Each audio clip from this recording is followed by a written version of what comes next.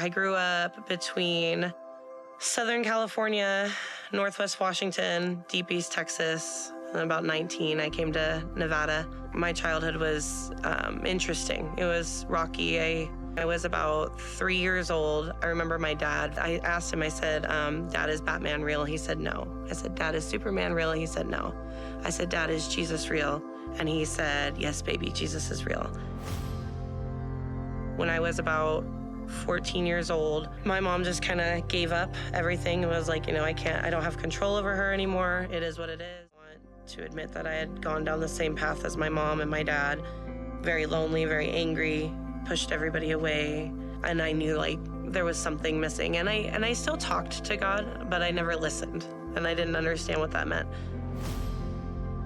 I met a friend at work, and she would talk about Jesus all the time, and it would just make me smile. And she would share her testimony, and she had a pretty dark one, and I didn't understand why she had all this joy, yet she was so scarred and so hurt.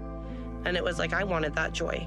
When I started going to church, 3 women from my church said that they were going to go on this thing called an encounter, and they made it sound like it was a women's Christian retreat. And I was like, yeah, totally. That sounds great. Let's go do that. Let's go be together and worship Jesus. That sounds fun. And then when we got there, they said they were going to split us up. And I was like, I'm going home. I was like, I'm not going to be with a bunch of strangers. My social anxiety was so high, I didn't want to do anything Sorry. I was terrified of people knowing things about me that I didn't tell anybody. And then that first night happened, and I never experienced that kind of kindness from a human being before. And it softened my heart so much. And God never left my side. And he pulled me out of every bad situation and brought me this beautiful family and brought me to this ministry that I didn't know you could love people like that. This ministry has it's more than just an event on a weekend. It's taught me what everyday life is supposed to look like. It brought God into my home is what it did. It was the best thing that could have ever happened for my family. Just go and have a weekend away with God and let your eyes be opened. There's a moment in everyone's life where we have to make a decision to choose Christ, choose our other path, choose the world. And in this weekend, you're going to choose Christ at a level that I don't think you've ever experienced. The video that you just saw is one of thousands that we've seen and heard come through the ministry, and it's why we do what we do. 10 years ago, I signed up for that encounter, and it changed my life. So check us out at encounternv.com.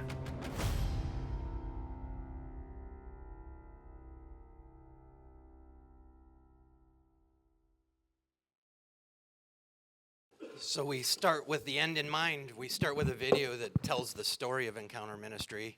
And we do that because we often are asked, what is Encounter Ministry? Why'd you start it? Why would you do something like this? And in 2010, my wife and I were going through this incredible, difficult time in our marriage.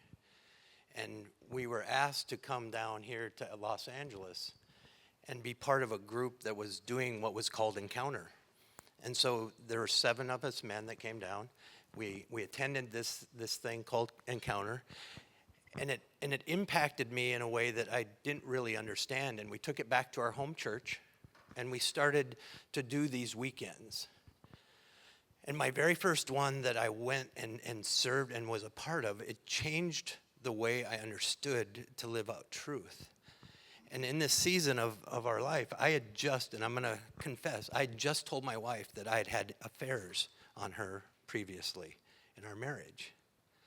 And so we get really real about what's going on in our life, and we start to look at the things that are hanging us up. And so I had this experience with this encounter, and I come down the hill with these men, and we start to serve other men, and we start to get transparent. And we start to do the things that we often don't do as men, where we start to actually speak the truth, take off the mask, of what the society thinks we have to be, and stop hiding. And in that season, it literally flipped our world upside down.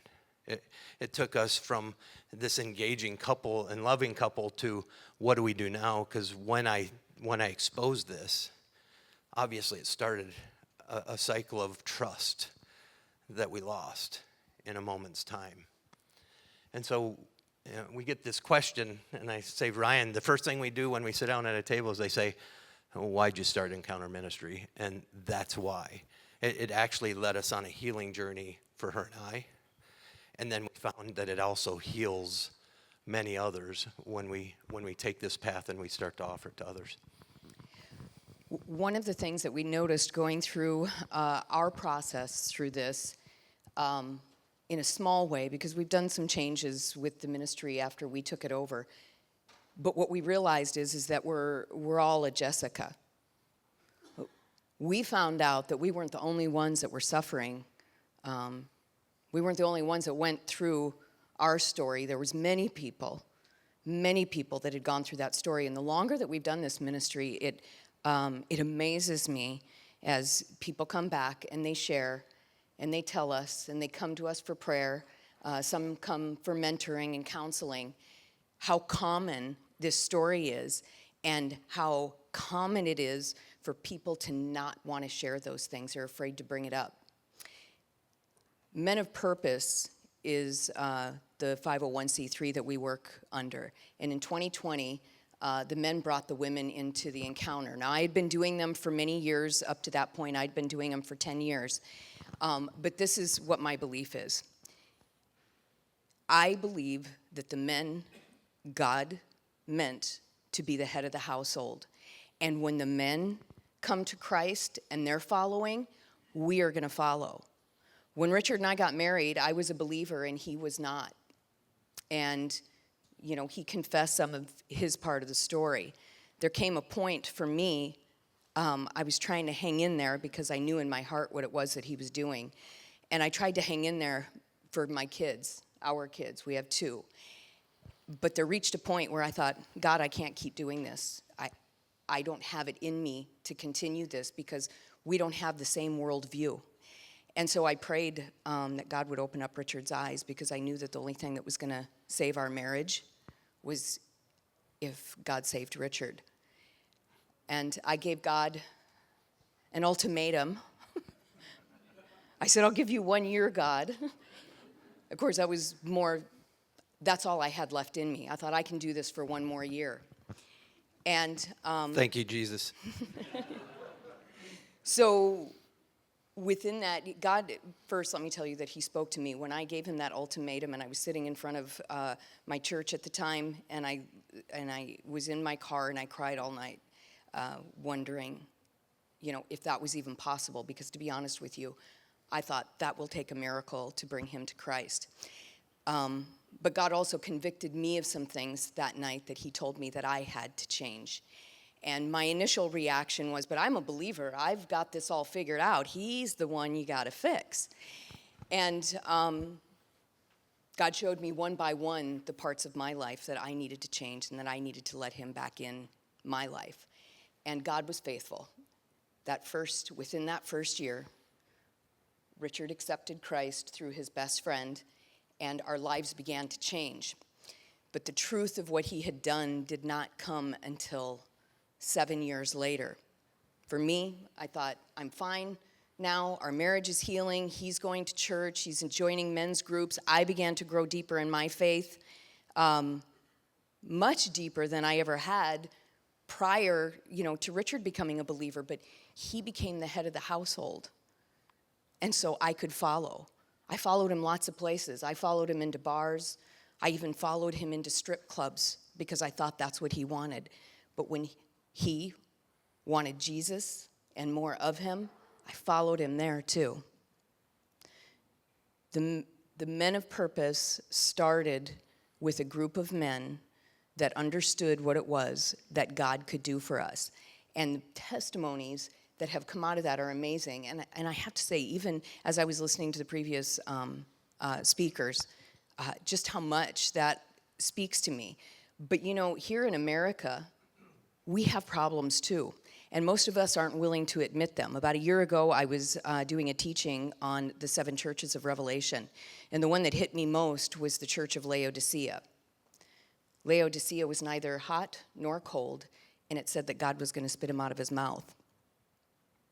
That, I believe, is too much of the story of the American church, and it's what drives Richard and I to do what we do. We all have a story, and this ministry has the impact that it does because people come up there and because of the things that happen. And I'll tell you what the secret sauce is. I could tell you these very simple things that we do, and you would think, what does that mean? It kind of means nothing. But there's a secret sauce to these ingredients, and that is the Holy Spirit.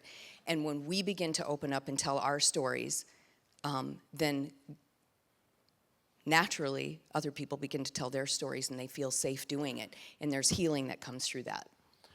Yeah, so in that 2011 starting of going to these encounters and then starting our ministry in 2015 and now doing this for the last 10 years, we've gotten to see the transformation of thousands of people that come up on this hill and they come looking for something. And we're often wondering what the missing ingredient is, like my wife talks about.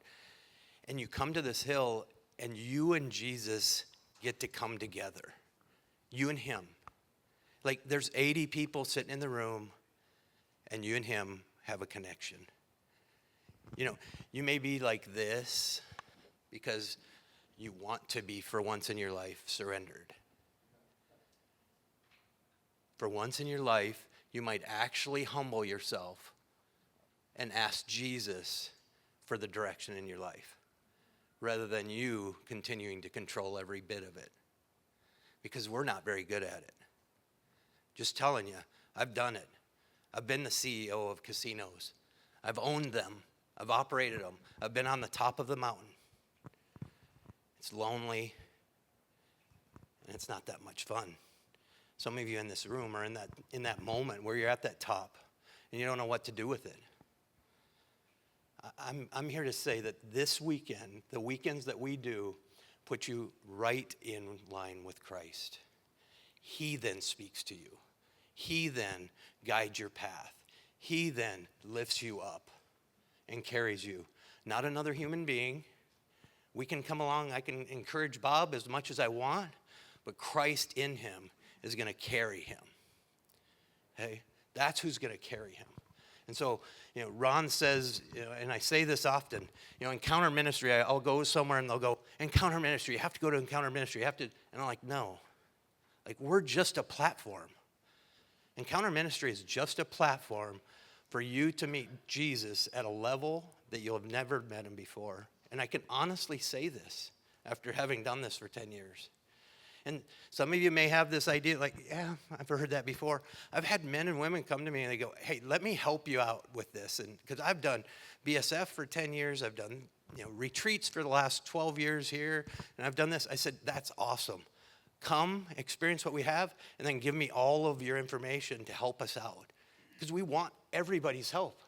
Because it's not Shelly and I's ministry or my name up on I actually don't like this. Because it's not, it's our ministry. It belongs to all of us. And when we go and we experience Christ at this level, it becomes that for each and every person that goes. So who is it that attends an encounter? We are a multi-denominational ministry, and we invite anybody to come. And by the way, that means there's a lot of people that come to the ministry that come up for those weekends that, some of them have been walking with the Lord for many years, but some of them are atheists, and they don't think that they need God. And they come because someone invited them. Someone said, no, you have to go experience that. And this is what I love. I love when they get there and they arrive, and all the servers, which by the way are previous attendees, the whole ministry is run by people like us and people like you. Once they've attended, they find that it impacted them so much that they want to be part of helping it grow. When the attendees arrive, they look, like deer in the headlights. And I've come to, after 14 years of doing this, I've come to this place, him too. I love seeing that because I know that within 24 hours, they're going to pick up a mic and they're going to start telling you their own story. And the impact that this ministry has had on people's lives is immeasurable. People say, oh, what kind of retreat do you have? We're not a retreat. We're an advance. This weekend is an intensive that draws people in through this process that is beautiful and it's safe, and the relationships that end up happening, and the people that come again, because God, He doesn't deal with everything in one moment. He deals with you one thing at a time. And the servers, they come back, they serve again, and the reason is because there's a whole nother level to growth when you have to come in underneath somebody else and try to lift them up. There's so much to share about this ministry, and you know, there's not enough time up here to be able to share that with you. So we have a table over there, and if you have any questions or you have any comments or you're wondering what we're doing and what we want to do here in San Diego, come on over to that table and ask us. Thank you.